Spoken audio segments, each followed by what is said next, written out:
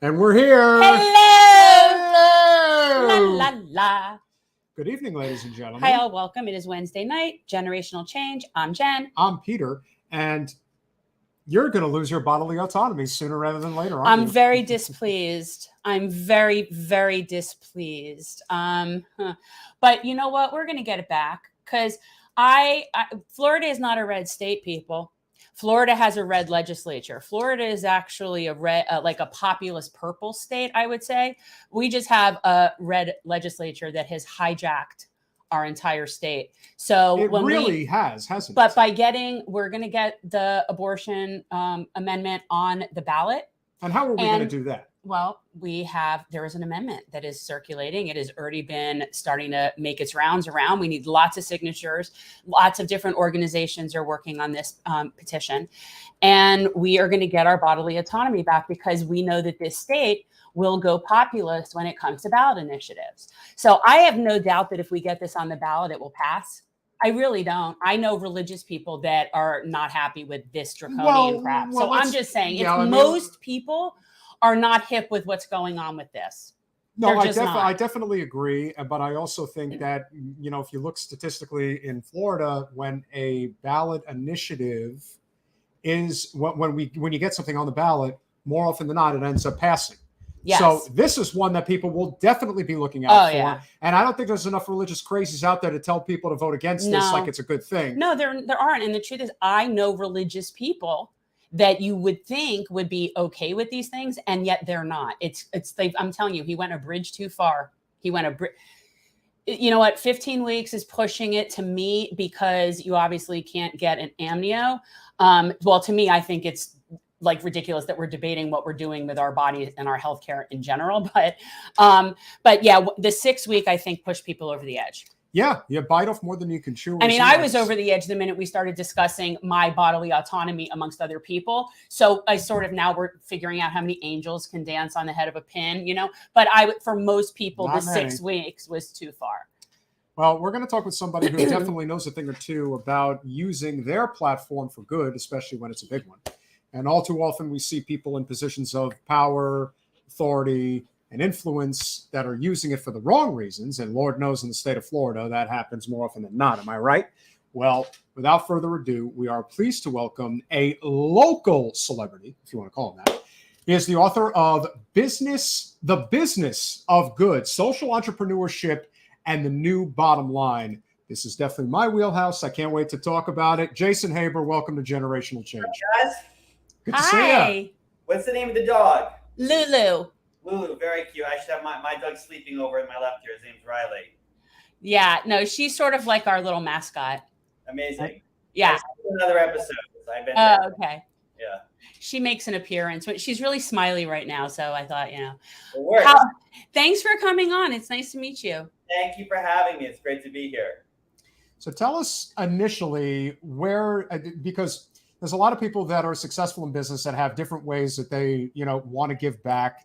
But the business of good, I think, really speaks to kind of what we both discuss constantly on the show when it comes to the different political philosophies that are running rampant these days. There's a lot of talk about socialism. There's a lot of talk about how capitalism is broken. Right. The way I look at it is the most successful economies in the world, as I'm sure you would probably agree, have basically a hybrid system. It's a combination of capitalism mixed with socialism. There is no way to actually have one without the other if you want to have a balanced society. So what was your impetus to write this book and kind of what the whole idea was? If in fact it was similar to this concept of, we do have to rethink how we do run this economy. What we do, it's very personal for me. Before I wrote the book, I was working in New York City for a very large real estate firm. And believe it or not, the reason that I got to this moment where I wrote the book was because of Muammar Gaddafi. Now, I know that's going to sound strange. So true story. You can Google it just to fact check me in real time if anyone wants. So Muammar Gaddafi in 2009 tried to rent an apartment from me in New York City. And I was contacted by the Libyan government. They were looking for a place for him to stay during the UN General Assembly session of 2009. He'd never been to the United States. And in 2009, as some of you will recall, was a very difficult time for our country. The economy was in the tank. The real estate market had cratered, well different than today. And I had one listing. It was a rental listing at this townhouse on the Upper East Side of New York, not far from the UN. So I was contacted about it, and I declined to work with Gaddafi because 2 weeks before I had been contacted, the man who was convicted of bombing Pan Am Flight 103 over Lockerbie, Scotland, had been released from prison. So I said to the Libyan government, I said, I'll tell you what, I'll waive my fee. I'll do the rental for free if you send Gaddafi back. Sorry, if you send the convicted convict back to prison in Scotland. And the Libyan, his name is Megrahi, and the Libyans anyway hung up on me, and that was that. What's the postscript of the story, which is funny, which if you Google it, you'll also see is true. Where did they end up renting? They rented land in New Jersey that was owned by, drum roll, Donald Trump. Exactly. It was a really great idea, believe me. So what was interesting to me was the company that I worked for at the time was upset with me for not taking the fee. So here I was, and I thought I was making this political statement, which was much more important than money. Yeah. And my argument to the company was, if we emphasize that we didn't do the deal, that it would be better for our business. And they didn't believe me. So I ended up leaving the company and starting my own firm in New York City, which I later sold. But at the time I started, it was very, very small and was built on this foundation of we're going to do good with every transaction that we do. And so at that firm, what we did was we linked the essential element of living in New York City, which is housing, with the essential element of living in the developing world, which is clean water. And for every time we did a deal, we helped fund the construction of a clean water well in the developing world through a nonprofit called Charity Water. And that's how we sync them. Did it work? Well, we had no business, and we probably did over 100 million in sales just from that sales pitch alone. So it shows you that there's an ethos out there that if you can connect with people on a certain level, it will work. That capitalism doesn't exist in a vacuum. That actually you can connect with people within a capitalist structure that share your values and do business within that, and it'll be better for your business. And so I took those lessons, and that's when I wrote The Business of Good out of that, and I did a lecture series that followed it, and the book is now used in a lot of business schools and entrepreneurial classes around the country. Normally in the fall, I start speaking to colleges where the book is used. And it's just a primer for people to start thinking about capitalism a little differently and thinking about the ways that capitalism can help sort of move forward our progressive conversations that we have here. Capitalism doesn't need to be the antithesis of the enemy of progressivism. In fact, what I argue is it's social entrepreneurs, which is the space that government can't go. Sorry, the private sector can't go and government won't go. Right. They occupy. Now, right now in Florida, to turn this local, there's a huge chasm where government won't go anymore because basically there's a fascist governor, let's call it what it is, in the state. And so I think there's a role for the private sector to help fill that gap here and around the country and around the world too.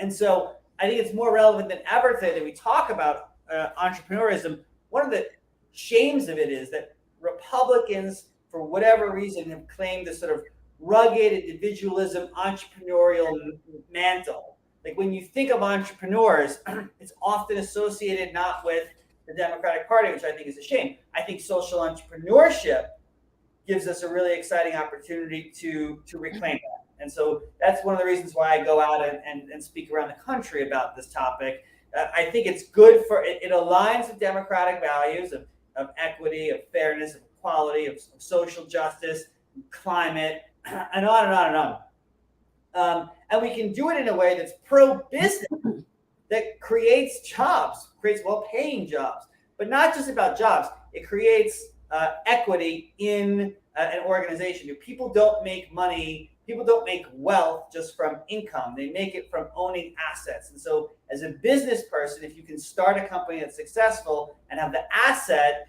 you'll make much more over the long haul than just having income. Well, the top billionaires in the world didn't get there because they were salaried employees. So there's a lot to be learned in the entrepreneurial model that I think we can adopt in ways that align with our progressive values. Yeah. By the way. Yeah. Well, I mean, for me, it's ultimately this idea that they're just too greedy, right? Yeah. Like there's no cap on how greedy you can be. They're not happy just having a lavish lifestyle, right? That's not enough. And that to me is the problem, is that when you look at other countries, and this is something I've noticed in so many different places, and I talk about it all the time, is there's much more of a concern for the collective good in general. Most other countries, they think everyone should have health care. Right. Like most other countries recognize the importance of the collective and how everyone interacts. It's not every man for himself in the nature that we are here. And so people in places like, let's say, Canada, so my husband has colleagues in his field that are up there, and it's in medicine. And so we know what they make. We know what the differences are. And you know what? They're perfectly happy with having less in lieu of having a system that benefits the collective. And that is a really hard sell here. And that's what I feel like I'm constantly fighting against. It isn't that we couldn't have capitalism and have it work out where it's helping people. We can, but there's a lot of greedy pigs. And they are making it so that it's hard to have nice things. Well, it's a lot of greedy pigs who are in control of the system in many ways. And so correct. In Canada, for example, the amount of very, very, very wealthy people is this compared to what it is here. We have this class of uber wealthy people that exists in probably no other country relative to our size. And so what happens is they exert an enormous influence on our body politic, because decisions like Citizens United empowers them to give unbelievable sums of money to influence the outcome of elections. Anyone that says that like negative ads don't work, they have data on it. There is a reason why people do it, because they work. Oh, it works. Right? It works. Yep. But in the same token, no one wants to believe that they're influenced by a negative ad. But the bottom line is every single research study for the last 30 years has shown that it works. And so you have this huge pool of dark money that goes into influencing the outcome of elections, and then also the outcome of policy decisions. And you have a cadre of people who are so wealthy in this country who can control so much of our body politic. That becomes a problem, and it erodes the foundations of our democracy. Now they're actually controlling our bodies. Well, now it's not just our body politic, it's our literal bodies. I feel like I'm being violated. Yeah, I don't know if these folks have ever taken an anatomy class or understand anything about science. I can't figure it out. I recently moved to Florida. I'm from New York, where before Roe was overturned, we had codified Roe.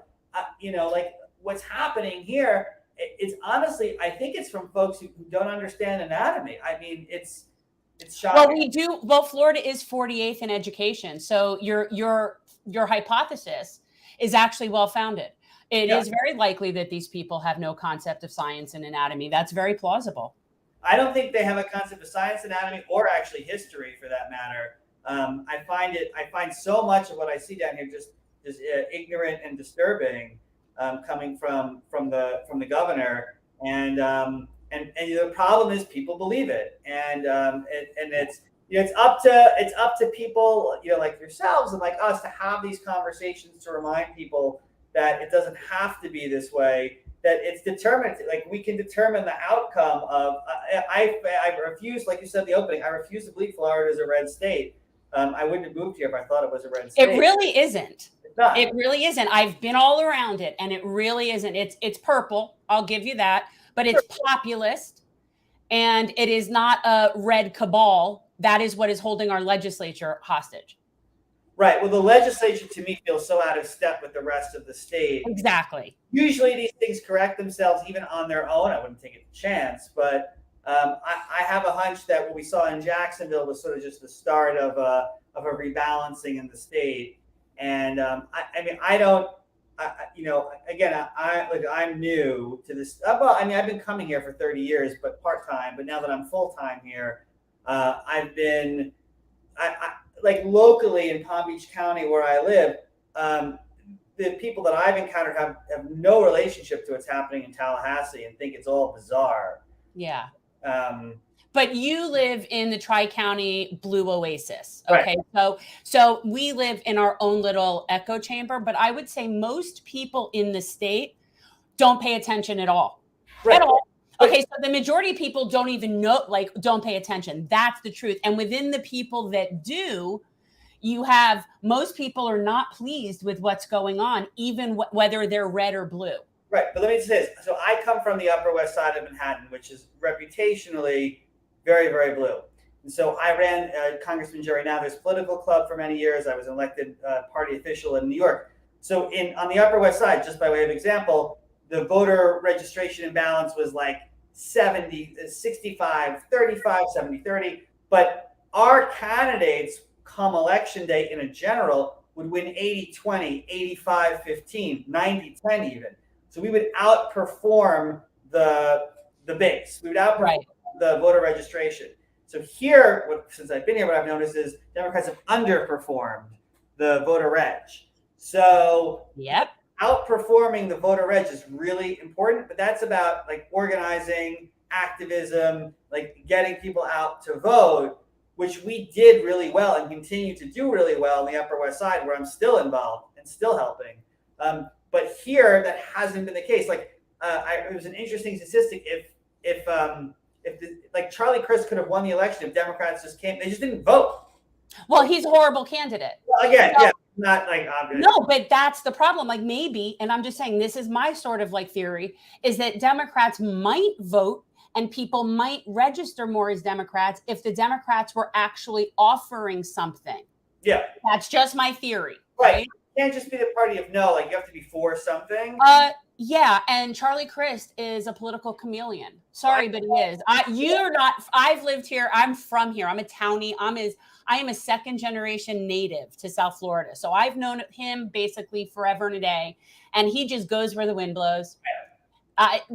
Neither here nor there. In the state of New York, that was the best we could put up against. And it isn't, but that's our party has also been taken hostage. That's another story. And as you've seen in the state of New York, there's a real, and regardless of where people's politics fall, regardless of, whether you're, probably more center moderate, but even if you look at the way the left movement has changed in New York City, particularly as it pertains to AOC's victory over Crowley, that has inspired a lot of people to get involved in the local level politics that otherwise wouldn't have been there. New York is very unique in that regard. And, even holding somebody like Hochul's feet to the fire is a big deal. The idea that, we push constantly for universal healthcare, single payer healthcare. And the fact that in New York, there really is momentum to get the New York Health Act moving in Albany is such a far cry from where we are here in Florida. We really do not have a legislature that responds, but what we also have is a Democratic Party that basically is akin to just playing the Washington Generals to the Harlem Globetrotters. It's not, they have no meat. We had two particular state house candidates that were in Florida, one in Orlando, one in Miami, that absolutely should be up in Tallahassee right now. We could have had two more. But because the state party is essentially inept and does things almost like quizzically to the point where you're thinking, are they working with the GOP? Well, and they also don't respect young people. That's also the thing. You mentioned that you've been working with Nadler for many years. A lot of the politicians that are down here, like Jen ran against Wasserman Schultz for Congress, and a lot of people that have been working with her for a long time, those are people that have been in politics 30, 40, even 50 years. And the fact that the new blood isn't being welcomed in, especially when it comes with a more populist left bend, that's not something that sits very well with the people that have been here for a long time. So changing that culture is a huge part of the process of getting things where they need to go. I guess you would agree with that. And I mentioned this to Nikki Frieda, actually. One thing you could do tomorrow that would change the party in this state, you may not even be aware of this. In Florida, well, you probably know this. In Florida, Democratic clubs are Yep. not allowed to endorse in primaries. They can only endorse in the general after the primary has been decided. Why is that? Why does that matter? Here's why it matters. In New York, for example, Democratic clubs endorse in the primary. Why is that important? Because it means the clubs have hundreds of people who are active members because the clubs have power. They're not social educational like they are here in Florida. They actually have a say in shaping who becomes the Democratic nominee for House seats, for state Senate seats, congressional seats, etc. When you give people power, guess what? They show the fuck up. Well, our party here does do primaries. What they do is they just put their thumb on the incumbent and they ignore everybody else. What I'm saying, So they do that. They don't have they're not interested in challenging incumbents. Clubs like I have the Boca Raton Democrats here. They can't endorse. They said that we can't endorse it. I said, what do you mean you can't endorse? They say that because if they were able to endorse, they'd have to have screenings and they wouldn't just be in bag with the incumbent, and then that would not be allowed in this state. Term limits in Florida, like there are so many openings that don't exist in other states, like New York, for example, where the last 16 years in my neighborhood on the Upper West Side have the same 3 elected officials. But here, there actually is turnover. So when you have an open seat, the clubs can be enormously influential. Oh, yeah. However, they're not.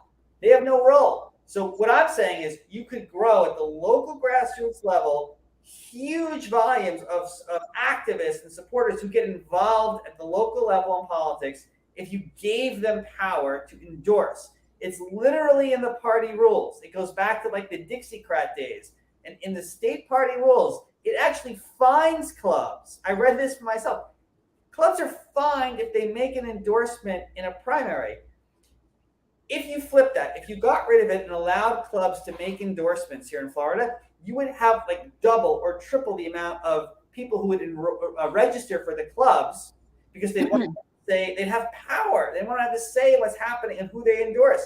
It would make an enormous difference in the state, and you'd start electing younger candidates, more progressive candidates, more diverse candidates, because you're allowing the locals who are involved to have influence and say. And since I've gotten down here over the last year, this is my pet project. I've been working on trying to change the state rules. Well, I hope you do, but this is my sort of thought process as to that. So let's say that all of the clubs, because I can only speak as to the clubs in Broward, and I'm very familiar with how it all goes with the primary in Broward. So let's say they were all able to endorse. All the clubs were able to endorse. And let's say they had screenings, right? They would still all endorse the incumbent because they're all scared of her.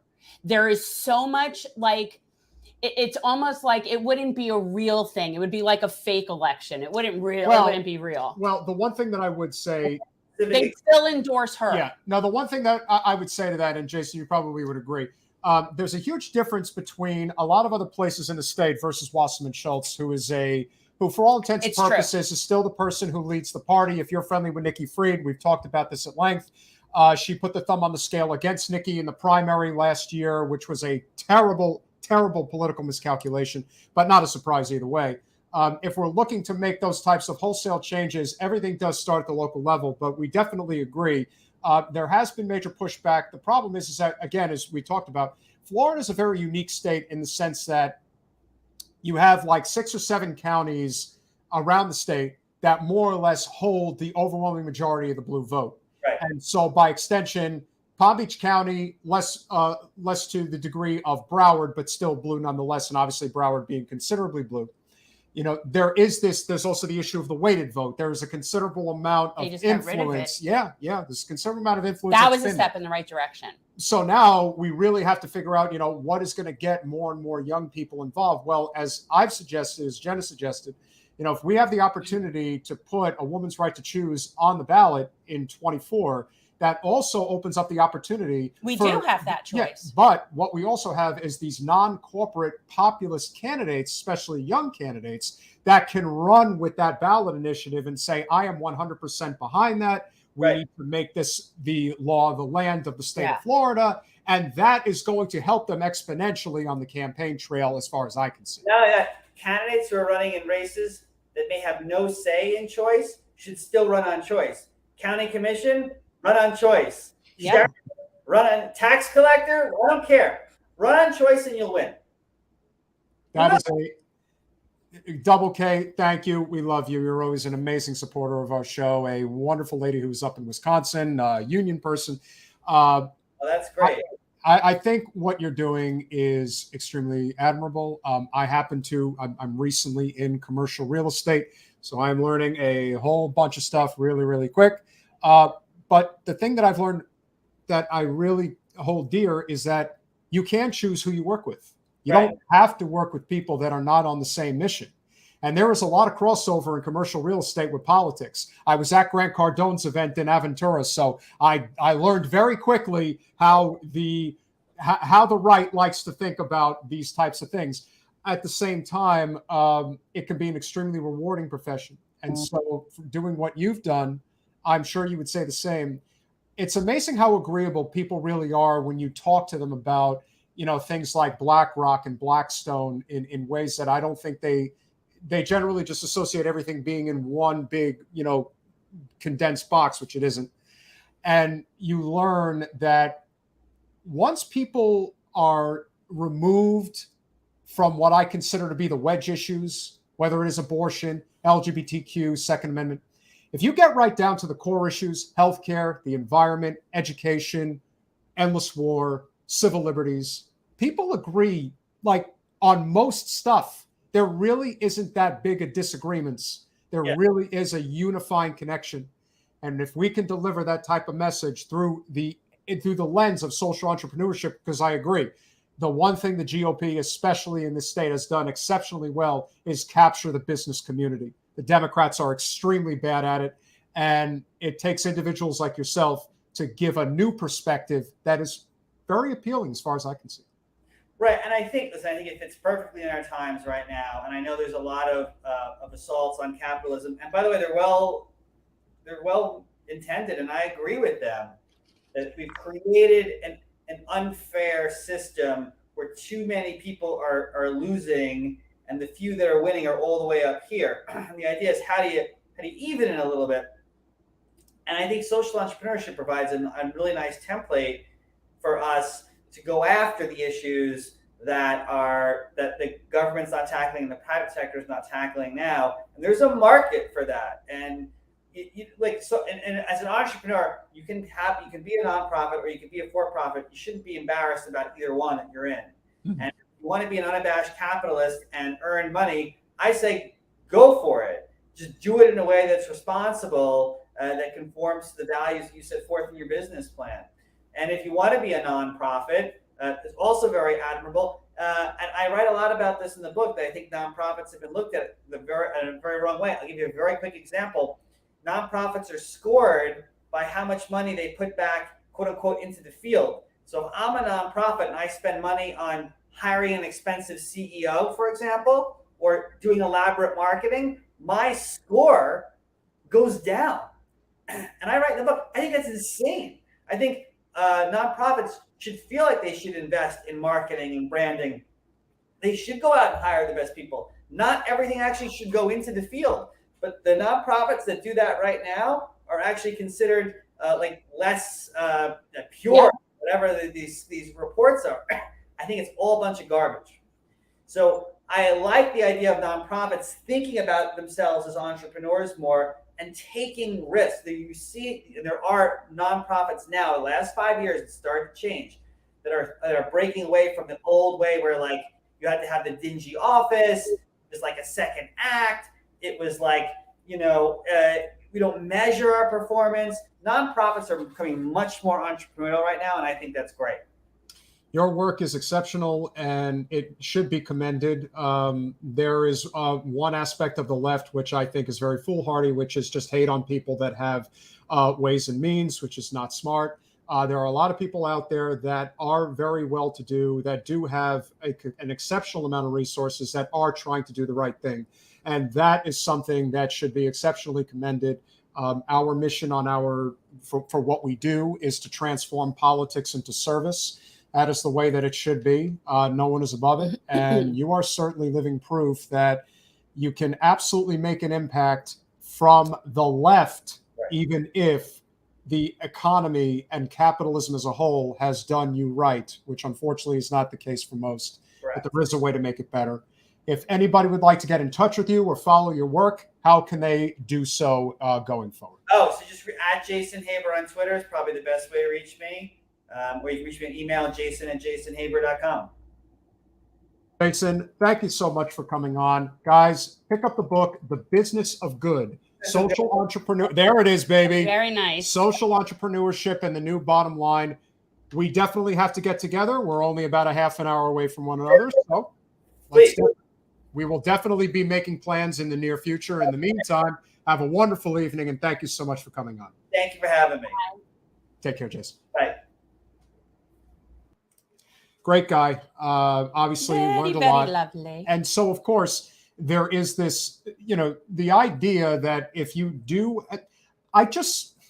you hear very often, I hear it in my line of work, you've probably heard it being an attorney, very often people, when they make a lot of money, they tend to be the cheapest people in the world. They tend to be cheaper than people that have nothing and they would like to give, but they can't afford to do so. The charitable people tend to be the people that are just a step or two above the people in need. Yes. That's what we see all the time. And that's so just pretty that common. sort of mindset has to continue.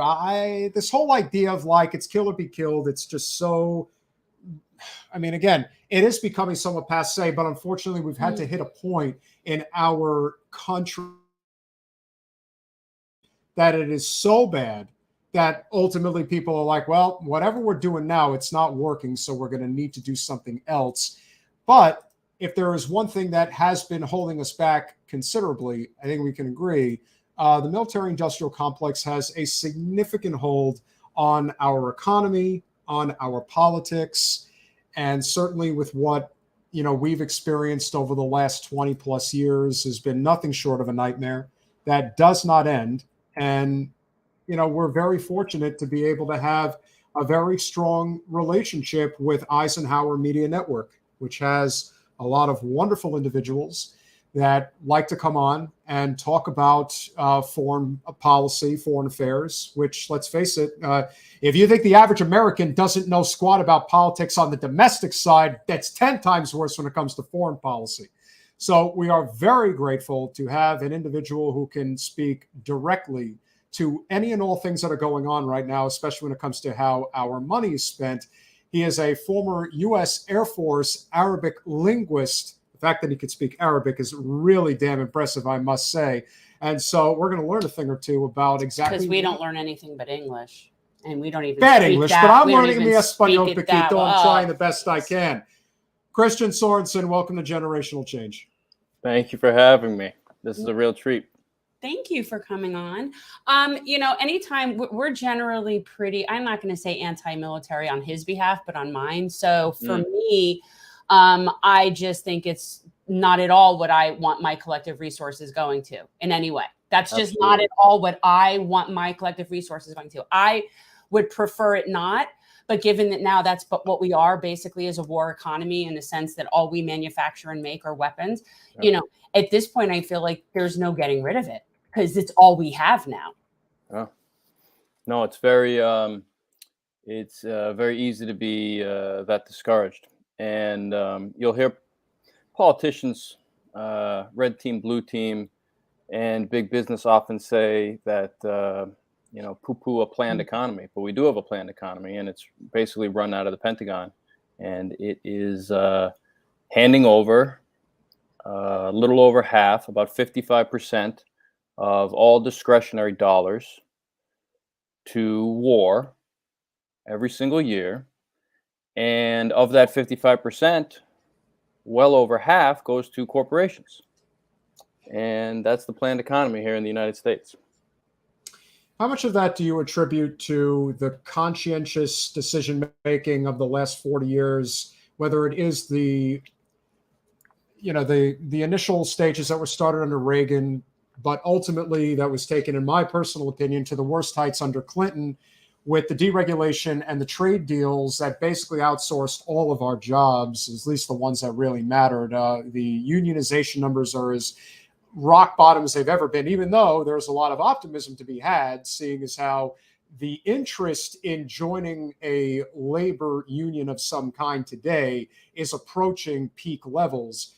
Not hard to see why. But how much of it would you attribute to those policy decisions that have been made over the past generation plus? Well, I would, if I had to put a starting point on it, I would point to the 1947 National Security Act, which basically, after all prior wars, we demobilized to a great extent. After World War II, we didn't really demobilize. There was a brief period between 1945 and 1947, but the 1947 National Security Act basically entrenched the military-industrial complex. And it established, among other things, the National Security Council and CIA. And CIA, as we know, basically protects the whole apparatus, particularly overseas. At the same time, there was the 1947 Labor Management Relations Act.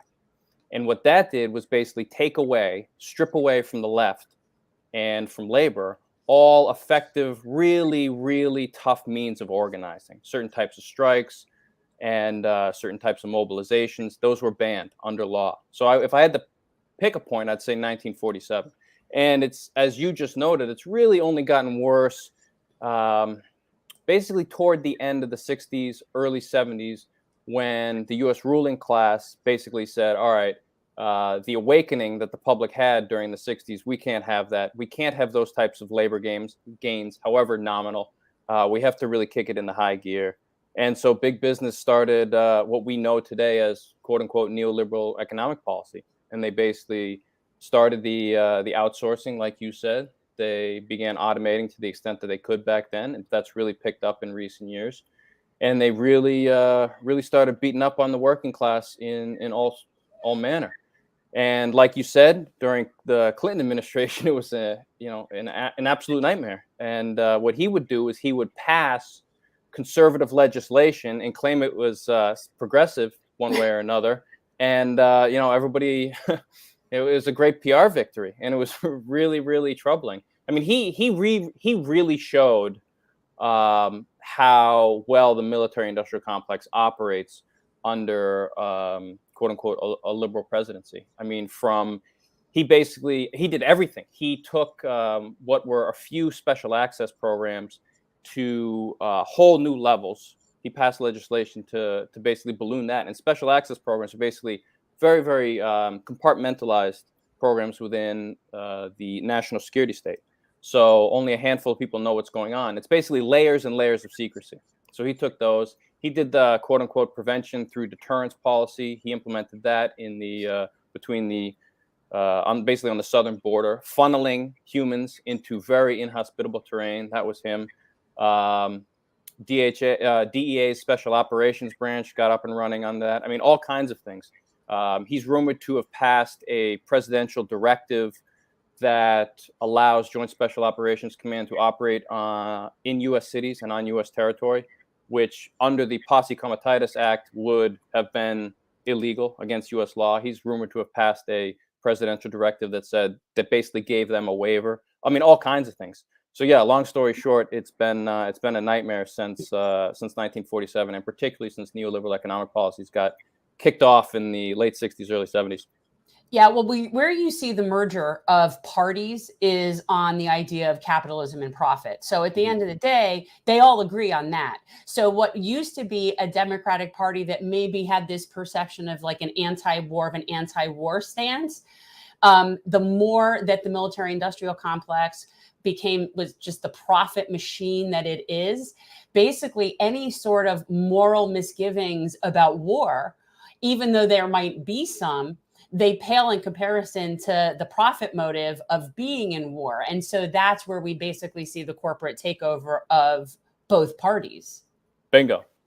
And so Congress's role in that, and we see this with, when red team's in charge, when blue team's in charge, Congress's role that goes really unreported in a lot of even mainstream and alternative media is to pack the annual National Defense Authorization Act with sections that guarantee conflict hot and cold and guarantee broad deployment of the troops all around the world. And so every year I try to read these things, and they always top 1,000 pages, and I never make it through. It is incredibly discouraging. But you can go to to Congress's websites. You can search for National Defense Authorization Act 2023 and start reading it. And pick any spot. Scroll through randomly, pick a spot, and you will see that every section basically guarantees conflict. So it could be the militarization of Eastern Europe over the last 15 years, 20 years, which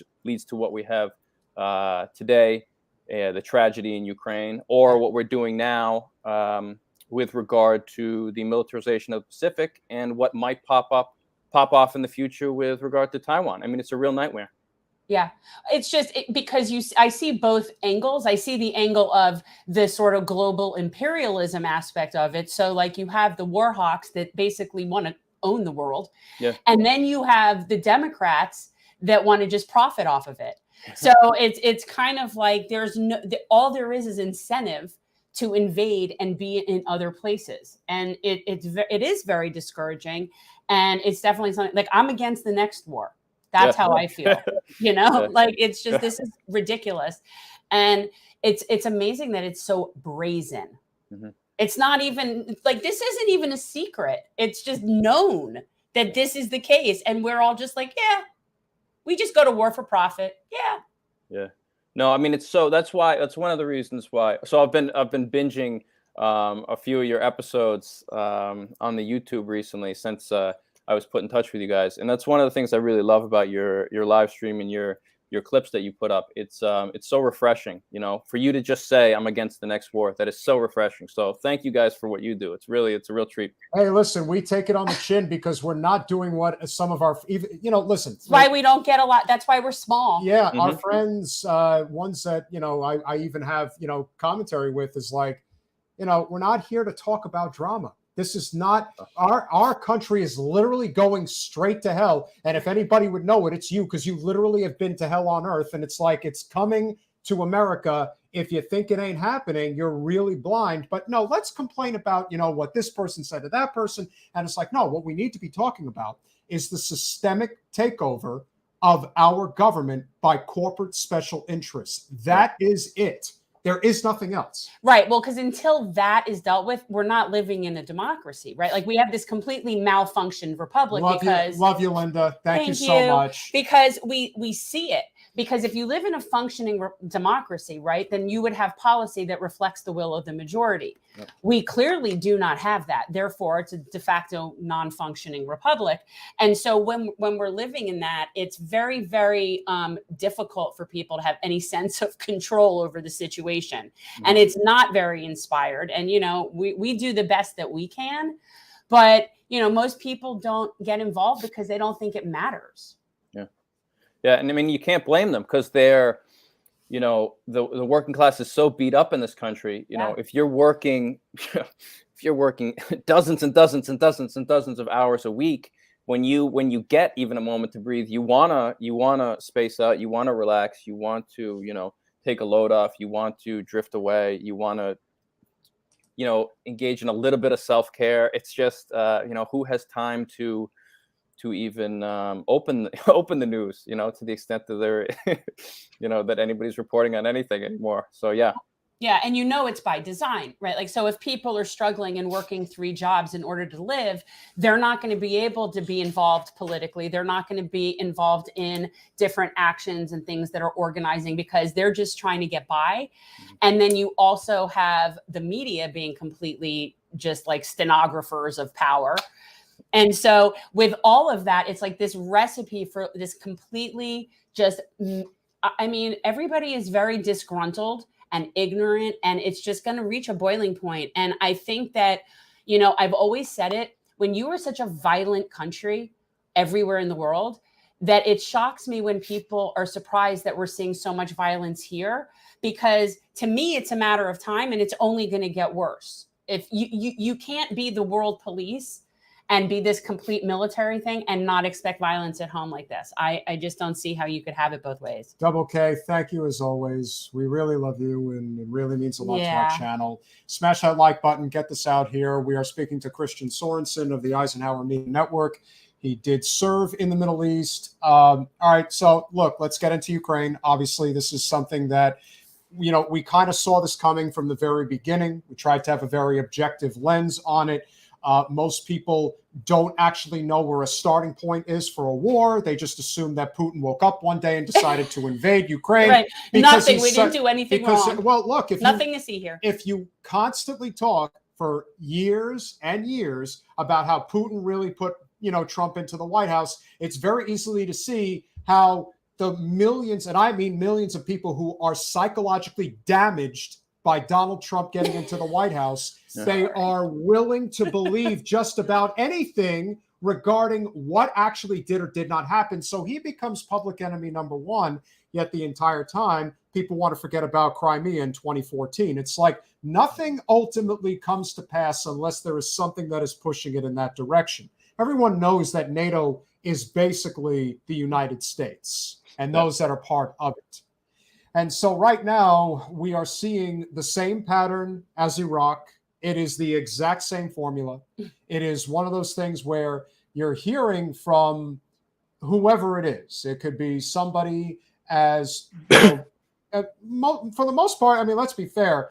The one thing that Trump managed to do as president is get a lot of the neocons out of the Republican Party. They just found their way to the Democratic Party and they welcome them with open arms. Yep. So whether it is Bill Kristol, whether it is, of course, the worst scumbag of them all, John Bolton, or Mike Pompeo, if you could explain to the American people who are watching this and will watch this, how these two wars, however different they may seem, because we went into Iraq and we are proxy supporting what's happening in Ukraine, that the intention is forever war.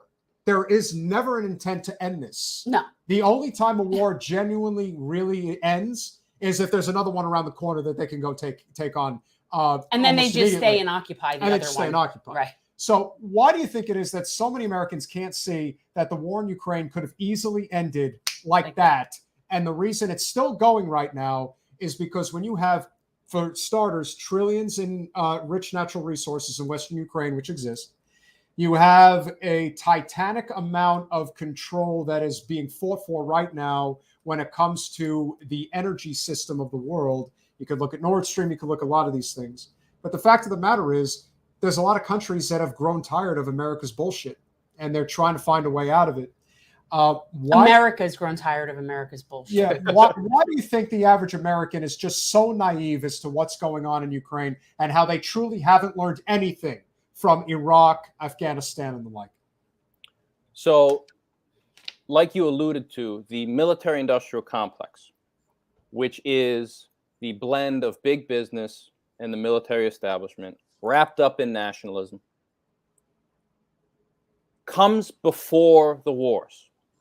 We've had this since World War II. The wars come and go. The military-industrial complex stays. If we understand anything from tonight, that is it. The military-industrial complex comes before the wars. The wars are a natural result of this blend of big business and military establishment. So let's look at what Trump did, the Trump administration, the actions he took against Russia, because we are told that everything from, Trump was a puppet of Moscow and they installed him in the White House, which is absurd, to the more palatable Trump, and Putin, they're just cozy, they're good buddies, that type of thing. So let's look at the facts. The Trump administration, or the U.S. military during the Trump administration, and a lot of this requires White House approval, added more U.S. troops in Eastern Europe, including up to Russia's borders, built up U.S. military infrastructure in every single Eastern European country, except for Belarus, sold weapons to every single Eastern European country, except for Belarus, did military exercises in the Barents Sea, sanctioned senior Russian officials. That definitely requires White House approval. Did all kinds of missile tests. Okay, not just in Europe, but here in the United States. We always flip out, and corporate media always goes berserk when North Korea launches a missile. We do that all the time out of Vandenberg Air Force Base in California. We pulled out of arms treaties.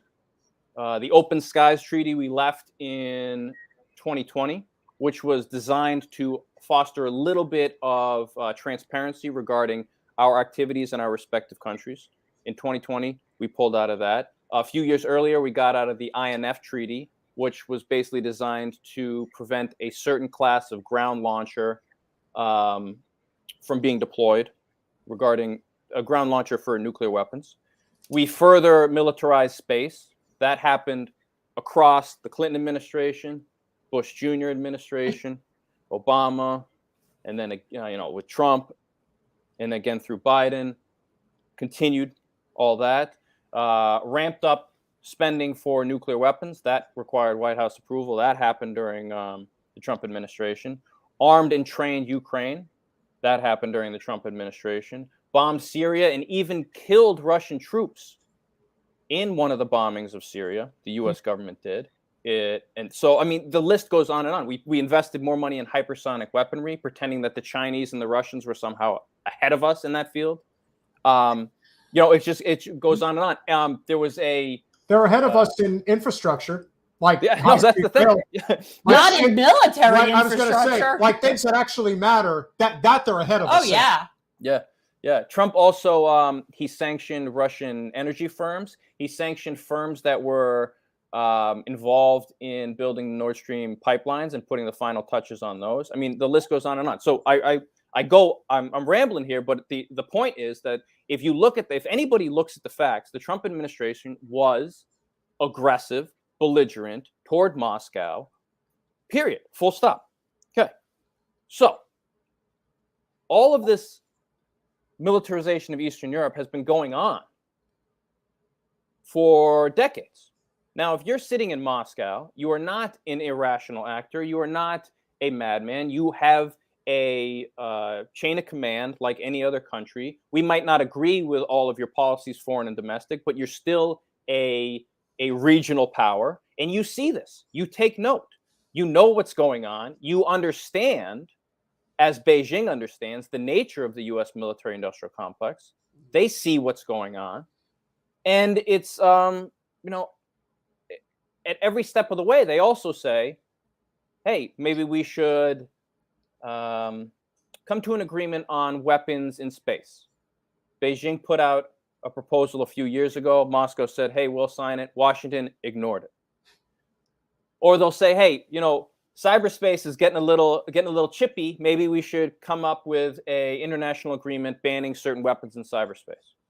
Now, the position in Washington, D.C. is, well, we right now are ahead in these tools, ahead in these capabilities. So why would we negotiate from this position when we are kicking keister in that category? And so diplomacy is thrown away and militancy is embraced. And what we're seeing in Ukraine is the direct result of a refusal to even acknowledge that Moscow has genuine security concerns regarding the U.S. militarization of Eastern Europe that has occurred over decades across blue and red administrations. And it's an absolute tragedy, and the war needs to come to an end yesterday. Yeah. And for us, it's so beneficial in both regards. On the one hand, we love building up, and putting our ships near them and having our exercises near them because it's very profitable to do so. And then we also win when we finally do provoke a response. Then we get the full time. Yeah, this is how I always describe it. It's like the little brother sitting in the car, like doing this. And then the older brother smacks him. And then we don't get the full story, obviously, purposefully. Mm-hmm. And I see that we're heading for the exact same thing with China. And nobody's talking about all of these things with us in Taiwan. I feel like is the equivalent of this. And it really won't be any different, except for the fact that with China, there's a serious economic problem there. Like, we're going to have a serious problem that we're going to have to deal with, not necessarily militarily, but economically. And I don't know how that goes, but we are provoking them all the time. Yes. And it's not like Beijing is trying to pull Long Island off of the United States. Right. It is literally the U.S. government trying to do that with Taiwan. And Taiwan, whether we like it or not, is historically part of mainland China. And the only reason that it is slightly a distinct political entity these days is because the side that lost the Civil War had to flee there and was protected by the U.S. Navy and has been there ever since. I mean, there is absolutely zero reason why provoking a conflict with respect to Taiwan against Beijing benefits the American public at all. Right. No. It's like the American public does not benefit at all from the upcoming conflict. And China has been incredibly clear. They cannot be more crystal clear. They say, look, we are not going to lose Taiwan. We will try to resolve this peacefully, but it is an inter-Chinese conflict. It is not for Washington, D.C., let alone the military-industrial complex, to decide the fate of other nations. And why are the most dangerous people in Washington always ones that have never served in combat? Yeah, no, that's a really good point. Although there are some incredible hawks these days, like Tom Cotton. Wasn't he? He did serve. Cotton served. Yeah, and he's as bad. Yeah, he's as bad as Lindsey Graham. But in general, that is a good point. In general, it's usually the people who haven't seen the beast from the inside and are just taking campaign finance from the war industry and just I would definitely say that of all the years that I've been following politics, and it's been quite a few, the one person who stands out above the rest is definitely John Bolton.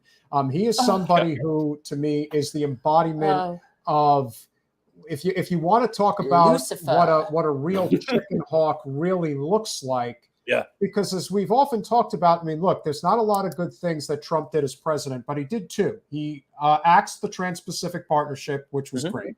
And Hillary Clinton absolutely would have passed it. Oh, yes. In a heartbeat. Yeah. And he did not start any new wars. Now, granted, he ramped up the drone program, but this is, you want to call that sort of a compromise as to, we have a low bar here. The fact of the matter is they did everything in their capacity to get him to invade Syria. That they wanted it. They wanted it badly. And of course, everything always ends with trying to invade Iran. That is the end game. It always has been. We were very lucky enough, and I believe through the Eisenhower Media Network with assistance, to have General Wesley Clark on the podcast. And he talked about it just the same.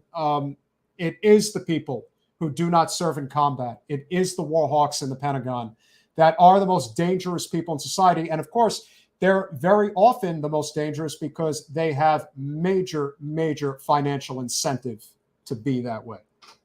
Absolutely. And so I would say the Pentagon is a really interesting piece of this whole thing, because back in the day, let's say, all right, during Eisenhower's day, the people who ran the Pentagon, the top civilian offices in the Pentagon, the secretary, the various undersecretaries, for example, acquisition and sustainment, or undersecretary for policy. These were career civil servants, people who rose up through the ranks in the U.S. government, and for better or for worse, would land in one of these positions at the end of their career, and then they'd go and they retire and they play golf. These days, the top secretary position and the undersecretary positions in the Pentagon go to the titans of industry.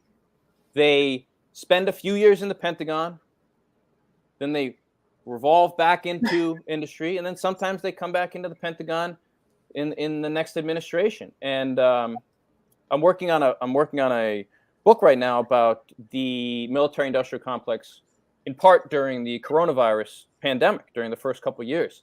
And it's Ellen Lord was a Textron executive.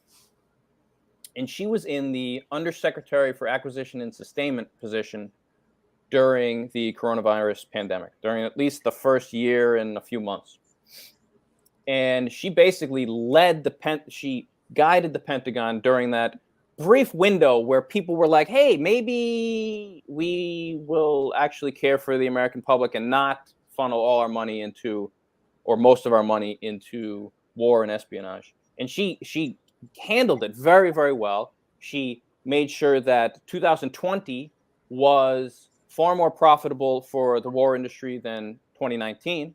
And then I believe it was in early 2021, she packed up and went back into industry. And now last time I checked, she was sitting as an advisor or a director on the board of at least 7 war corporations, 7 corporations in the business of war. So if you get paid, I don't know, let's say a generous amount of $50,000 to $100,000 for each of those positions, and I'm just spitballing on the very, very low end, you're making a healthy living right there. And it's corruption baked in.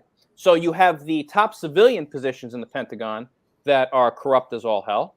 And then you have the top officers, the 4 stars, the admirals and the generals, who have been yes men in order to get to that position. And then what do? Back in Eisenhower's day, they would retire and they'd play golf, because in retirement, once you reach the 3-star and the 4-star level, in retirement, you get a very nice stipend from the U.S. government for the rest of your life. You don't need to go into industry. But what do they do today? I can't find a single 4-star admiral or general over the last 20 years who has not profited from war in retirement. I mean, it is, if you were to design a system that is corrupt in every part of it, it's the military-industrial complex.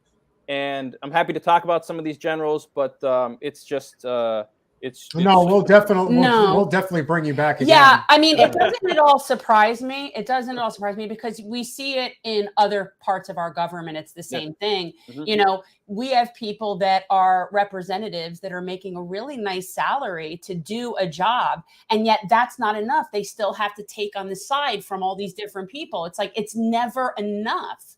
Mm-hmm. And it's the same thing in retirement for these. Like, I don't get it. All I want to do is retire. Like I cannot, what is, I don't, I get, it's just greed to me. You just cannot have enough money. Well, it's very up close and personal for us, because Jen ran for Congress in 2020 against one of the most notorious, and again, when you think of Debbie Wasserman Schultz, there's a lot of different things that come to mind, but the one thing that most people do not generally think of when they think of Wasserman Schultz, first off, is what an absolute shill for the military-industrial complex that she is. She's one of the absolute worst I've ever seen. Yeah. And most people don't know that. I mean, this is a person who's talking about invading Venezuela. Like, that's how nuts she is. She still, she's on that whole Juan Guaido is the actual president of Venezuela bandwagon, and other sordid imperialistic things that she does. But that's just normal to her, is this very war hawk mentality. She's never met a war. She hasn't met a war she hasn't agreed with. And that is the problem in the Pentagon and in DC politics in general. And I think the best place to wind down the conversation is one of the worst aspects of this whole conundrum is the fact that even though we have an independent media channel that does have a good subscriber base, we do get pretty good views on our shorts and our clips. Even though our live stream is definitely suppressed. We've been able to establish that pretty effectively. Corporate media is still very powerful. And whether it's MSNBC, CNN, Fox News, but especially on MSNBC today, and the way the party has and let's be honest, a lot of this shift in the Democratic Party was a direct result of Bernie Sanders and the left-wing populist movement that was attempting to infiltrate the party, which could have pulled it off if they, had the balls of a Donald Trump. But the bottom line is they have thrown out the welcome mat to the Bill Kristols and the Anna Navarro's and the they're leaning to John the right. Bolton's of they're the leaning world. to the right instead of to the left. That's what they're doing. And these individuals who literally have this sort of revolving door of politics. But I would say that the moment that really captured just how low they were willing to sink in order to try to smear Trump was when Bill Maher had John Brennan on his show. And at that point, I was just like, this really is about the machine protecting itself and nothing more. They don't care how bad this looks.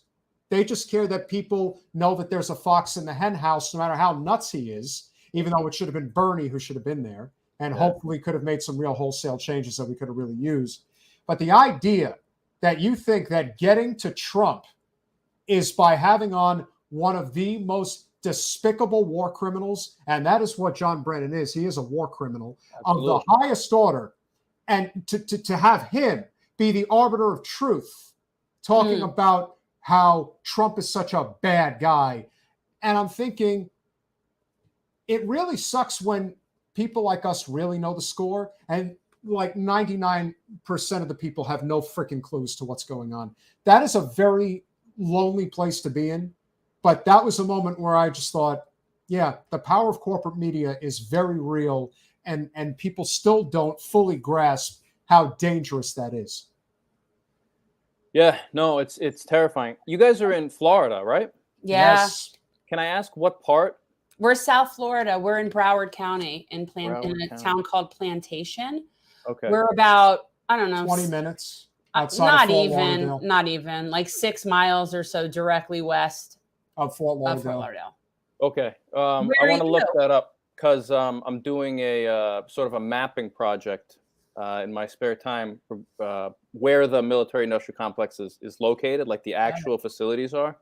And there's a bunch in Florida. I don't know about South Florida, but there's some near Cape Canaveral. Fort Walton Beach, I believe. Yes. Yeah. In the very red pockets of the state, you have that. But what Florida does have, which is a very unfortunate distinction, we're the number one state in the country for for-profit prisons. So, not a totally unheralded We've got thing. a very nice complex. Where are you located? I'm in New England. I'm in Rhode Island.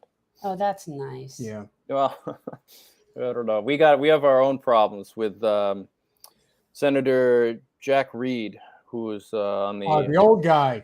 Armed Services Committee, yeah, and he takes the senator from Raytheon, we call him here, because that's nice. I happen see, and Rhode Island's a state where I would run a statewide race. I've told you I would only do a statewide race if I lived in a state like Rhode Island or Delaware. Right. I'm not, yeah.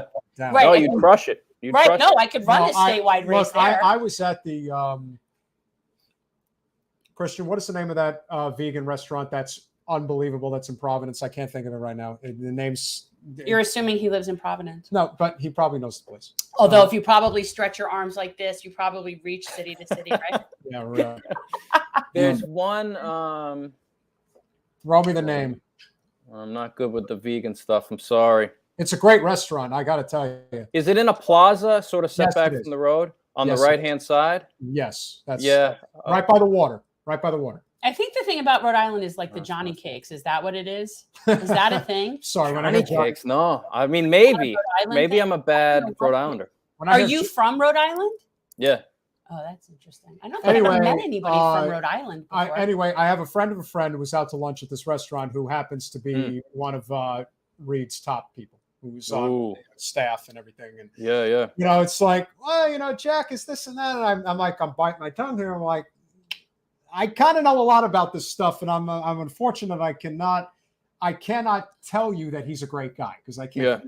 And so, we have. But then again, Johnny cakes. I'm not crazy. Yeah. Okay, you're clearly not watching enough Guy Fieri. That's the problem right there, because that's how I know everything. Now, even though you may feel bad about having Senator Jack Reed, just remember you don't have Senator Rick Scott, so it can never be as bad. Could be worse. Yeah. Yes.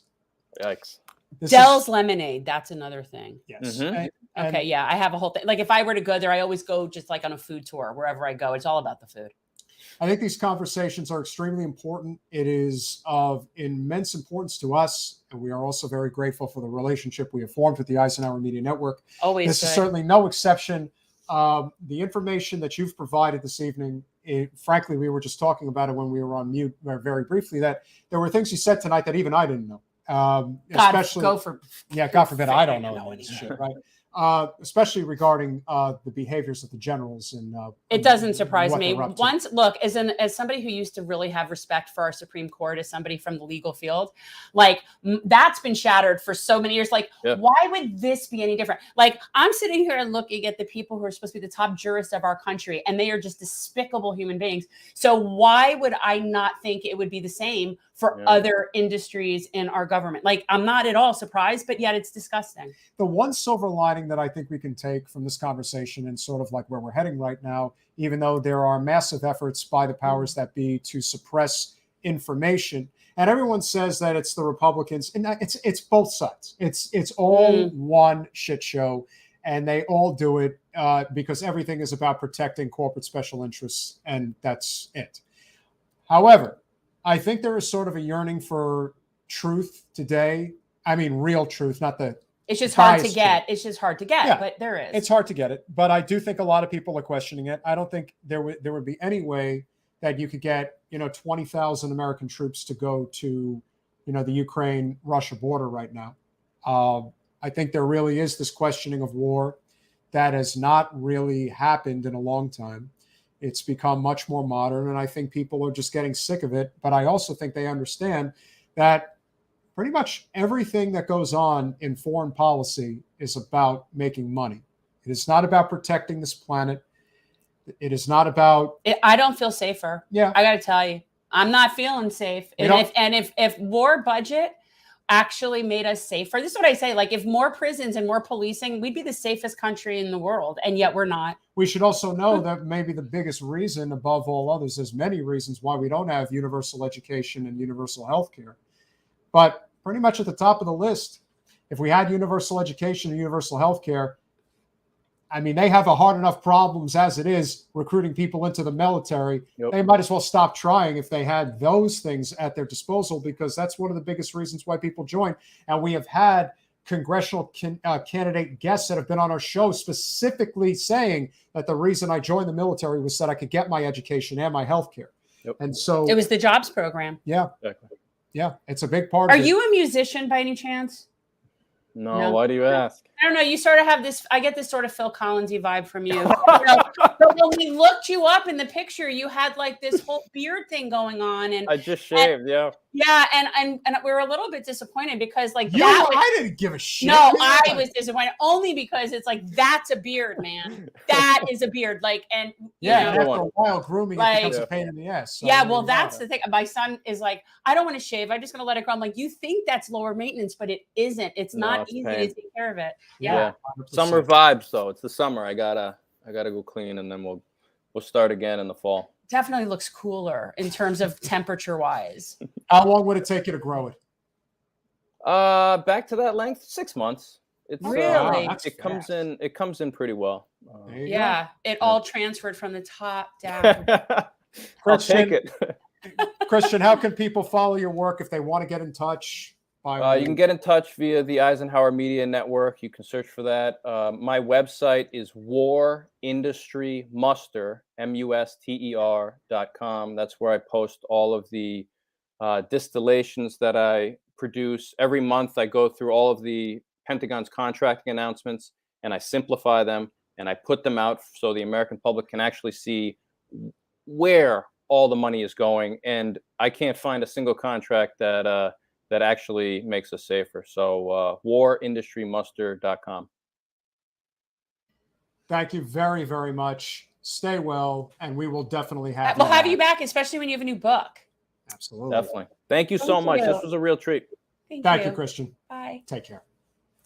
Yeah. I love all those vet guys. I do. I love them. And Jessica, great to see you on the show tonight. I mean, look, there's a reason why. I know. Well, Delaware is a whole other thing. Delaware is there's got to be a good nickname for Delaware. There's got to be they do have one. It's like corporate purse or something ridiculous. It has to do with where all the corporations are filed. All corporations are registered in Delaware. I guess if you're wondering why the economy continues going Corporate straight hoarding? to hell with our current president, who was the senator from Delaware, what did they used to say about Biden? That he was always in the pocket of the yeah. I mean, I don't know, industry. but the thing about Delaware is it is basically like the Cayman Corporate Islands. tax haven, absolutely. It is. It's the the United Cayman States, Islands of our, 100%. and so it makes sense to me. But yeah, like I always joke about, I would run a statewide race if our state was that small. I would. In Rhode Island, oh my God, that is probably smaller than it's probably the same size as our congressional district. Probably. I mean, Florida I can't imagine. Rhode Island is about small, maybe a 25th or a 30th the size of Florida landmass. So yeah, I mean, we're pretty big here. Yeah. So we're kind of a big deal, and not in a good way. We're a big deal. So we got one story to cover before we go, and obviously it's a big one. What are we talking? Unfortunately, our former president and this want-to-be next president really think that the key to winning the presidency is to talk about abortion all the time, and not in the right way, in the wrong way. They think the right way is the right way. No, the right way is the wrong way. By basically saying you're not conservative enough. Well, I am interested to see if Trump. See, my thought is if Trump really wanted. Gary, great to see you. Thank you. My thought is this, and about Trump is that if he really wanted to win, he'd have to go to the left and just own being pro-choice and just say, all right, I'm not going to get the evangelicals. But the truth is that DeSantis went too far, and now I think he's gotten more niche. There's people that just will not go for that. I really, I mean, again, I won't go for that. Well, I was thinking about at length exactly what it was that, what was DeSantis's game plan? Because we're usually pretty good at kind of figuring out exactly what these guys are up to. I am surprised. I was surprised that he did that. I thought that it would just be too negative towards his idea of running for president. I mean, it is very much not a winner in terms of subject matter on national scale. And I really thought it was a bad move. So now the fact that he's sort of baiting Trump, it's interesting to see what Trump's going to do with this, because Trump has never really taken a stand. He always skirts the issue. He says things like, let's get it back to the states. Well, the people that are pro-choice are radicals, or that overturning Roe versus Wade was good. But he says things without really stating his opinion on whether or not he supports a woman's right to choose. Double K, I will give you Bill. He speaks out of both sides. I will give you Bill after we do this segment. But we definitely have to pull up this article because I think it's very important. It definitely is very relevant here because The Hill, I mean, again, a lot of outlets covered this, but here it is in The Hill. DeSantis takes swipe at Trump over 6-week abortion ban in Florida. It's like, we've been so used to this governor making all the right moves, no pun intended. Politically. But now this really is the hill he wants to die on. And he will. But I figured out exactly why he thinks he needs to die on this hill. Because ultimately what DeSantis is doing is very much what Buttigieg, even though Buttigieg was clearly a Manchurian candidate of sorts back in 2020, is he's going all in on Iowa. He is banking on this idea that he is going to win Iowa and use that as a springboard to carry momentum to become the nominee. That's the only reason, because the evangelical vote in Iowa is very strong. And history has shown over the course of the history of the GOP primary, particularly in the last 20 years. I mean, think about it. You're talking, I don't know. You had George W. Bush, who won it in 2020 or 2000. You had Mike Huckabee, Mr. Super Sky Angels conservative in 2008, win the primary. You had Rick Santorum, who's like, I got you one better when it comes to my Christian faith, in 2012. And then, of course, you had Slimeball Ted Cruz in 2016. So what we're saying is, and what's interesting is we've had a lot of really good populist guests from Iowa, and I know that state is a very Rust Belt working class, 100%. like middle America state.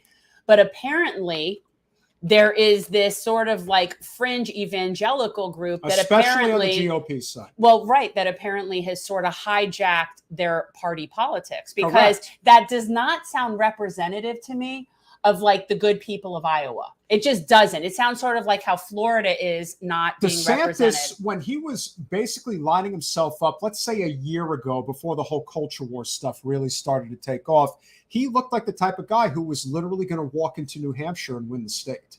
Now, what he's banking on is, I'm going to win Iowa, I'm going to be competitive in New Hampshire, and I'm going to win South Carolina. That's what he's thinking. That's his mindset, because there is no other explanation for this behavior. Well, he's crunched the numbers. His people have crunched the numbers, and they realize that at the end of the day, the Democrats have nobody, and all he really has to do is win the primary. Because at the end of the day, the Democrats have nothing. Florida Governor Ron DeSantis went after former President Trump over his stance on abortion restrictions, saying Tuesday that Trump dodged questions about whether he would sign a bill similar to the 6-week abortion ban signed by DeSantis. Yep. It's as if to say, here's the difference between the messaging that Trump put out there versus the message that DeSantis put out there, and why DeSantis is infinitely more dangerous on this particular issue. Trump specifically said, let's leave it up to the states. Let the states decide what they want to do with abortion. And you know what's been happening since the states have decided on abortion? What do you think's been happening? They've been codifying Roe in all blue and red states. And the only states that are not codifying Roe are the ones that are not allowing it to be put up for a vote. So that tells you all you need to know, whereas somebody like DeSantis doesn't give a shit what the people want. That's frankly what a dictator does, which is to say, I'm judge, jury, and executioner here, and I'm going to tell you what you're going to take. And that is because of again, he's Catholic. And most Catholics, my father's Irish Catholic. I grew up in that environment. I could tell you right now that this is in no way, shape, or form how the Catholics operate. They are very religious in their own lives, much like my best friend's mother, who, when I go visit, decides to hand me a rosary and a anti-abortion card with a dead fetus. So that's how crazy they are. But do they take it to the extent that evangelicals take it, which is to basically say, F your politics, F what you believe. I don't give a shit. I am taking the right away from you. And that is how the evangelical right thinks. If you really want to know where the dividing line is, it's in the criminalization process. 100%. Because people that are pro-life do not necessarily want women and doctors to be criminalized just because they don't agree with somebody's decision. They don't like it, but that doesn't necessarily mean they think we should take away their rights. That's just the way it is. The bill in Florida, which DeSantis signed last month, has infuriated abortion rights advocates. And keep in mind, as we talk about, he did this under the cover of night at the beginning of the weekend. He did it when he didn't want anyone to know about it or even talk about it. So he clearly didn't want the fanfare because he knows it's a shit idea. But in his mind, and listen, is it possible that he's simply doing this because he wants to be president and he thinks this is the pathway to do it, but wouldn't actually do this if he got to the White House? Maybe so, but let's not take that chance. Not a good plan. Not a good plan. No. Very, very stupid. And unfortunately, people will fall for that type of crap. DeSantis says offense against Trump on abortion comes after the former president took a victory lap on the issue during his CNN town hall last week, taking credit for the fall of Roe v. Wade, after confirming Supreme Court justices that solidified its conservative majority. Not a which bad is argument. true. But when pressed on whether he would sign a national abortion ban, as many anti-abortion groups are demanding, Trump would not commit. And you know what? He wouldn't do it. I reject the Hill using the term anti-abortion. What would you use? Forced birth or anti-choice. Because when you say anti-abortion, again, that means that there's pro-abortion people. And that's just a false thing. That's just not a thing.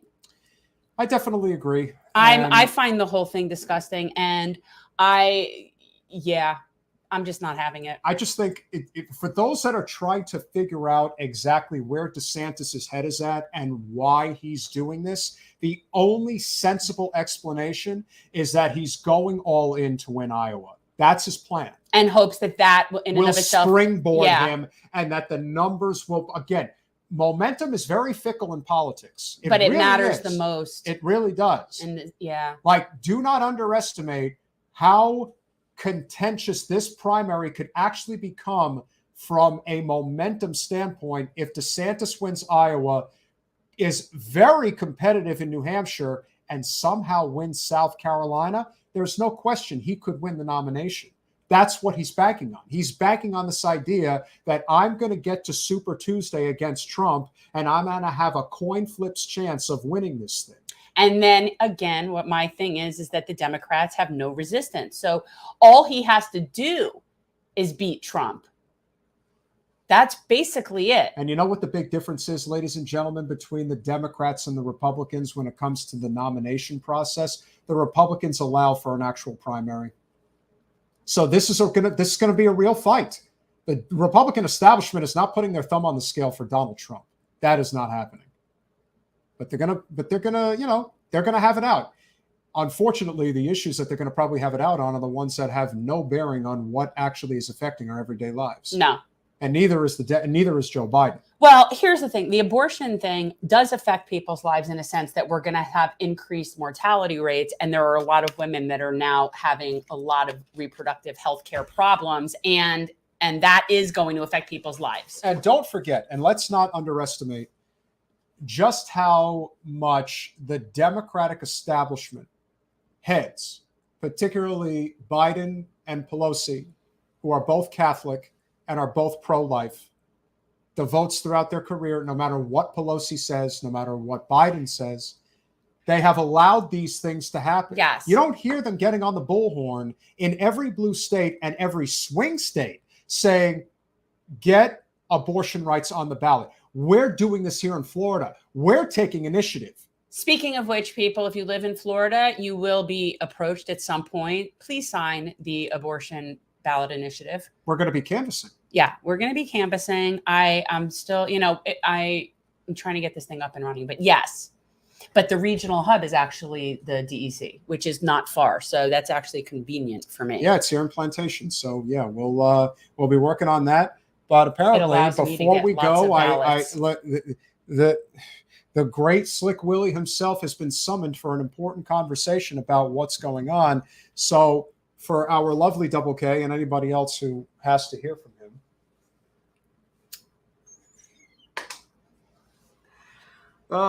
Jen, it's great to see you. Of course, I had to come on this evening and talk about the big story. Remember, I don't inhale, so don't blow that in my direction. You got to behave yourself with that. Slick Willie don't. Slick Willie never actually inhaled, and of course, that's why I didn't sign it into law. So, to the American people out there who are wondering exactly what I think about what Rudy Giuliani actually did with getting a Slick Willie job, it's really unfortunate. What are we talking about with Rudy Giuliani? Is that the thing? All I saw was a video of him like shaving in the airport. Oh, well. I saw a video of him shaving in the airport, which just looked very non-hygienic and disgusting. I don't know what you're talking about. Well, Mr. Giuliani, unfortunately, has been getting himself into quite a bit of trouble. Another lawsuit, I see. Yeah, it's definitely not looking good. Another sexual assault allegation is what it is. Yeah. How uncomfortable does that make you to even talk about that? Because it's really, to me, you're like in a glass house situation. You really want to go down that trail? Listen, it's a lot easier to do it when it's a Republican who did it because, unfortunately, only one side seems to get in trouble. Was Rudy Giuliani on Epstein's Island? I don't know what you're talking about, so I can't really speak to it. But well, at least she's not unattractive. Well, she's a lovely gal, and that's why I want to hear what she has to say. Yeah, so let's listen to some of my favorite television show, Inside Edition. Inside. It's really great. So let's pop this up here, and we're going to find out exactly what I don't think you should be pointing out sexual assault allegations. Well, listen, I point out a lot of things, and that doesn't exactly get me into the good graces of Hillary. But I gotta keep my Nothing's reputation. in the good graces of Hillary. Listen, until the day I die, I'm going to keep my reputation exactly where it is, and that ain't going to change. So I hope y'all are going to enjoy this. It's really great. Double K. Listen, I don't know if you want me to dance for you or do something really slick, but normally I'm only offered $20 for me to actually come on and perform. But yeah, for that kind of money, I almost feel like I should get you a set of pasties. I should definitely flex and stretch and Jen, get out of here. This is my show now. So I think y'all just better get ready. But listen, there's a lovely lady there that has a lot to say about this. So let's get to it. Let's hear what she has to say about, Rudy getting a little fruity tooty. Claiming Giuliani's a former employee is suing him for $2 million in unpaid wages, alleging that while she worked as his business development director, he coerced her into having sex. And she says she has proof. In her only television interview, she spoke exclusively with Inside Edition's Ann Mercogliano. And we should warn you, some of what she has to say may not be appropriate for younger viewers. She's the Ivy League graduate making bombshell accusations against Rudy Giuliani. There was a lot of pressure to be Rudy's girlfriend as well as his staffer. Noelle Dunphy just filed a $10 million lawsuit claiming Giuliani sexually exploited her and failed to pay her when she says she was his director of business development from 2019 to 2021. Was this a working relationship that turned into romance? I mean, was it a consensual romantic relationship? We did get involved romantically, but I knew what could happen if I said no. I could lose my job. There's high pay, White House access. It's exciting. And then there's this obligation or pressure to also be physical. The 43-year-old says they worked out of his Manhattan apartment and that 78-year-old Giuliani often demanded that she work naked, in a bikini, or in short shorts. It quickly turned into a requirement for keeping my job. She claims that Giuliani demanded intimacy while on the phone with clients, including President Trump. When Rudy was on legal calls with President Trump, he required and expected me to be pleasing him during his calls with President Trump. After the calls, Rudy would want to be with me physically and have me address Rudy as Mr. President.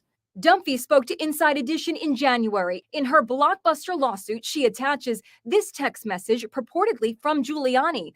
"Good morning, my love. Tried to call," Giuliani writes. "Let me quickly shower. Can I shower with you?" He replies. He was in the midst of a messy divorce from his wife, Judith, and allegedly wanted to keep their relationship quiet. I was asked to be a secret employee.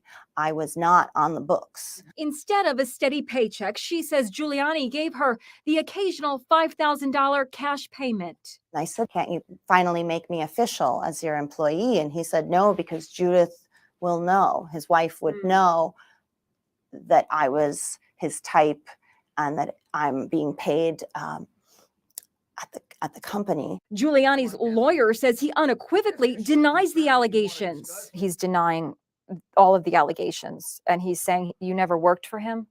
One of the things Rudy liked to talk about, aside from sex, was his ability to lie. So am I surprised that Rudy is lying again? I can't say I'm surprised, but it still hurts. It's scary to take on a powerful man. But I know I'm telling the truth 100%. And I know I have so much evidence that is black and white that there's no way that the truth doesn't get out.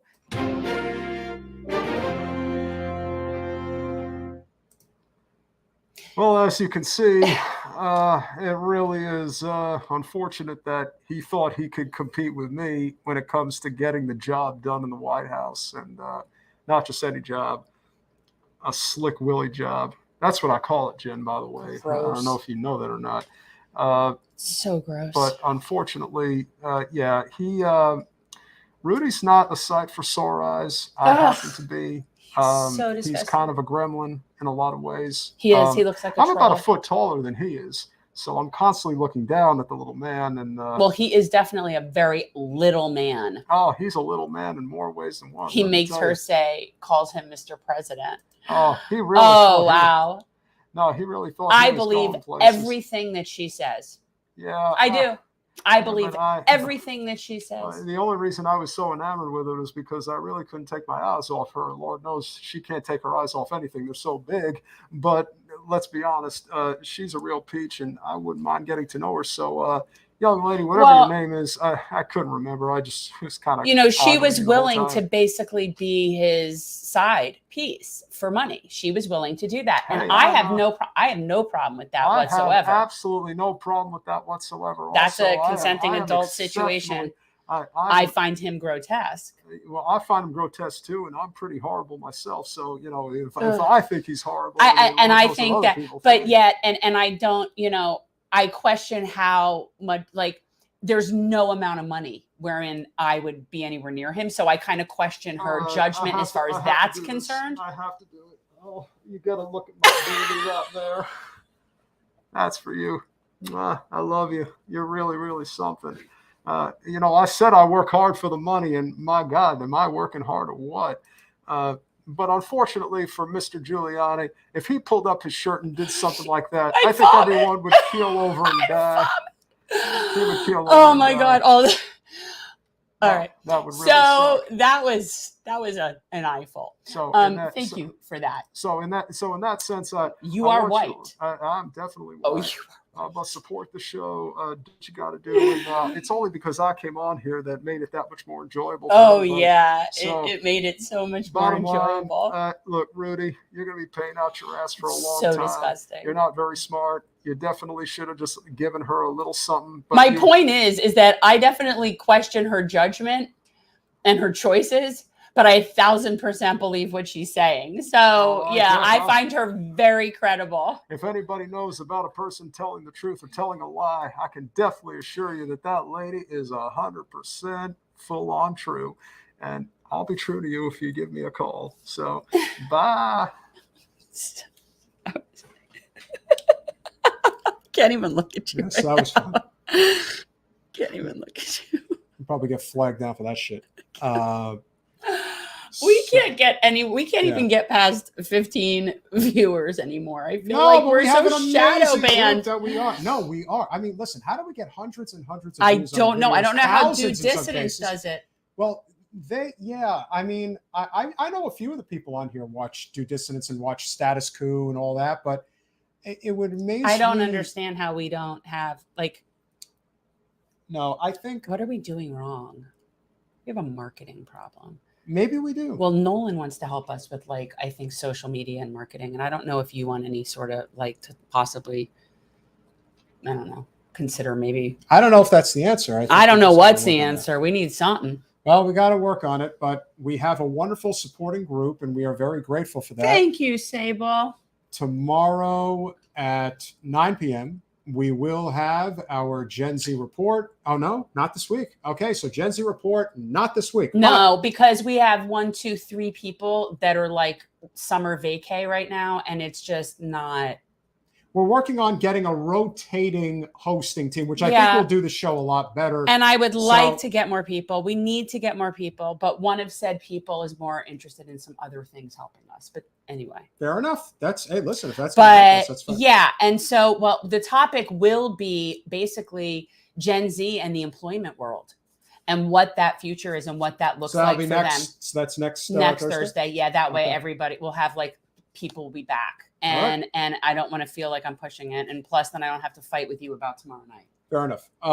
For next Monday, we are in the process of getting a guest. We are trying to get who? Who? Interestingly enough, I mean, it's really just a matter of time before Governor DeSantis does declare for his candidacy for president of the United States. It's pretty obvious that that's what's happening. There was an excellent article written by David Sirota's The Lever. One of the writers was able to uncover a massive pay-to-play operation that is David Sirota coming? No, I don't think he's going to be able to make it. I'll ask him, but we're going to have the writer of this article from The Lever come on to talk about exactly what he's uncovered regarding the pay-to-play operation that DeSantis has been running. We're already well aware of a couple of things that he's done. Wait, I still don't understand how he was able to allocate the funds. How he will be able to allocate the governor funds to the presidential race. I don't understand how that happened, and I don't understand wherein he got confirmation that he can run without stepping away as governor. No, I definitely agree. There's all sorts of weird shenanigans going on about that. Sure. No, And that's why he hasn't declared. There's a whole bunch of ducks that had to get in a row about this. He's trying to get his ducks in a row. There's a chunk of money that needs to be able to be funneled. And I don't know. I don't know what tens of millions of dollars. Guys. It's about $100 million because he only used about half his treasure trove in his race for governor. So he's sitting on about $100 million. And he'll put 25 million into Iowa. Guaranteed. Well, again, he still has to come up with technically, he's not allowed to use that money for a presidential campain. And so I don't know. That's what a PAC is for. Yeah. That's what's going to happen. But the money you'll get, I know there's going to be, it'll be, you know what? It'll all go through Delaware. Come on, man. It'll all go through Delaware. But anyway, that's a lot of paper trailing he's got to do. And then on Wednesday, we are going to have our friend of the show, Carol Roth, who is going to come on and talk about her latest book. Which you're going to read. Yes. Okay. Well, we're not going to have a copy of it yet, but there's going to be a way for me to read it. Okay. So I'm going to be able to get at least an idea. Because you have to. Yes. I think what we could do is try to set up a podcast, not on Memorial Day, which will be the following Monday, but on Wednesday, we should try to organize a podcast to promote our efforts here in Florida to get the ballot signatures. Yeah. And I'm actually thinking that the gathering that we might end up doing will not be Memorial Day weekend, but will in fact be the first weekend in June. I might do it then. So you think that's a good time? I think, well, it's going to be hot and I'd like to do it indoors, but I think that's better than Memorial Day weekend. Okay. So, and then still before I leave for North Carolina, that's really what I'm thinking. But so for Memorial Day, I don't know. I don't know. I don't agree, Sable. I just don't agree because I think when the American public really starts paying attention, there's just going to be no way to hide Biden. And here's here's my thoughts on it. So I am one of those people that held my nose and did vote for Joe. Okay. And I will not do it again. And I assure you I'm not alone. And he barely won. So that's why I'm not, and I'm not saying I'm voting for Trump because I wouldn't do that either, but I won't vote for Joe.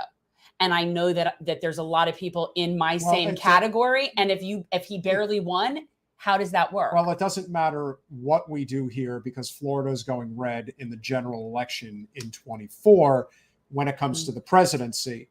Appreciate the advice, Brenda. As far as states like where Double K is in Wisconsin, as far as states like Pennsylvania, Arizona, Georgia, the states that are going to play in possibly New Hampshire. I think New Hampshire is going to be in play and could definitely lean red because of what the Democrats are doing to screw them over. You know, here's the thing about the way the Democrats have been doing it the last several election cycles. Iowa and South Carolina are clearly red. Nevada was red for a long time. Now it's a swing blue. So that state makes sense. And of course, New Hampshire has been a swing state and has been swinging blue. But if you're going to piss off New Hampshire, that's not going to help you at all. In fact, it's going to hurt. And if you think that's swinging 4 electoral votes. Well, Joe is under the impression that he will only do well going with South Carolina.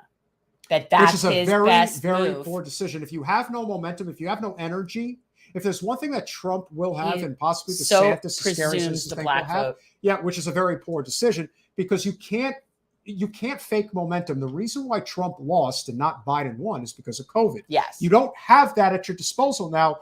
And now you're really going down a deep, dark hole if you think that you're going to go with Joe again. Now, what I would say is that if you are going to go with Joe, remember this, there are no excuses for Joe Biden. Zero. He is the president of the United States. He has executive authority to give the working people of this country who desperately need help a huge helping hand to ensure that he can get reelected. If he doesn't do it and he loses, it's on his ass. No matter how many people tell you that he is entitled to your vote, he's not. Eventually, you have to break from your abuser because that's what it is. It's an abusive relationship with the Democratic Party. Now, I am a Democrat, and I absolutely think where it matters most is at the local level. But Florida is not going to be of consequence, so I'm not concerned. Well, Double K, the thing about I'm not sure exactly what you mean, like what the F is South Carolina. I mean, it's in a sense that I think that the Democrats presume, and rightfully it's been evidenced, that they have a lot of pull there and that they're able to get their people in line there by people like Jim Clyburn. Karina, I would say that the states that will be in play for the GOP in 24 will be Arizona because of the whole The whole cinema, whatever that whole. The cinema with Carrie Lake and, of course, with Yeah. Katie Hobbs. Georgia is absolutely going to be in play because of Brian Kemp. Michigan will stay blue. I believe Nevada will stay blue. Pennsylvania, I mean, look, the best thing Pennsylvania has going for it, quite frankly, is John Fetterman. Well, Fetterman is one of the like, I'm so pleased every time I see him. He's such a good senator. You can already see he gets like it. And you know what? And first of all, can I just say, I love the wife. Yeah, Giselle loves you too, by the way. Okay, I love her. Can you get her on? First of all, every time that she looks adorable. Okay. And I love that she's just her own, her style is her style. She's friggin' awesome. And every time they post something, well, in all fairness, he does kind of remind me of like Lurch.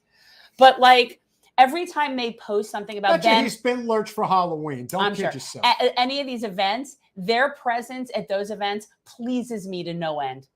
Because those are the most regular people. He is the most regular person in the Senate. Like, it pleases me. And let's be honest, he probably is in the U.S. Senate for no other reason than the fact that he ran against Dr. Oz. But you know what? He's there. I'll take it. And he's there fighting on behalf of working people. And in the U.S. Senate, there's not a lot of them that do. No. There's a very few. Well, because he's really who else in there is really a regular guy. Bernie. Even Bernie, he's just been for so many years at this point. That's true. So, and again, I always say Bernie his positions are good. I'm not saying that, but he's not a regular guy anymore. Okay. No, and Karina, you're absolutely right, because Fetterman is also somebody who cheated death. He had a severe stroke.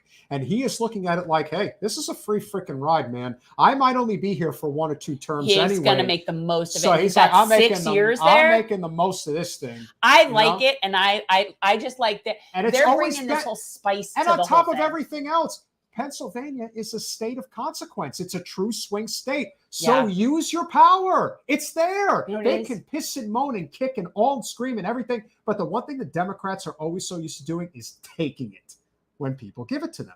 So give it to them. Fight like the GOP does. Yeah. And watch how fast they cower like the cowards that they are. Yeah, I'd love to talk to her. She's spicy. Yeah. Well, that's why I like her. I know, but she's got it going on. She's got it going on. And that's all I know.